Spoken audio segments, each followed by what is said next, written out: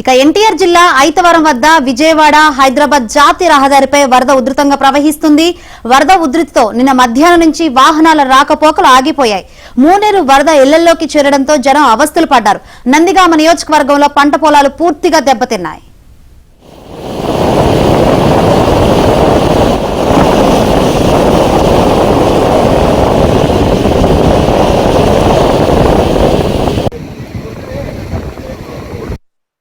ఇప్పుడు హైదరాబాద్ విజయవాడ మధ్య నందిగామ దగ్గర ఐదవరం దగ్గర ఇప్పటికి కూడా ఇంకా ఫ్లోటింగ్ తగ్గలేదండి. ప్రజలందరూ వాళ్ళ యొక్క ప్రయాణాన్ని పోస్ట్ పోన్ చేసుకోవాలని రిక్వెస్ట్ చేసుకుంటున్నాము.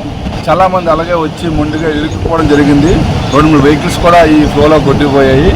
దయచేసి పోలీసు ఎక్కడైతే ట్రాఫిక్ డైవర్ట్ చేస్తారో ఆ పాయింట్లో మీరు పోలీసు మాట విని కొంచెం ఆ చెప్పిన రూట్లో ట్రావెల్ చేయండి. ఇంకోసారి చెప్తున్నాను, ప్రజెంట్ అయితే మాత్రం విజయవాడ హైదరాబాద్ రూటు దగ్గర నందిగామ దగ్గర మాత్రం ఎట్టి బస్సులో ట్రాఫిక్ ఎలో చేయట్లేదండి.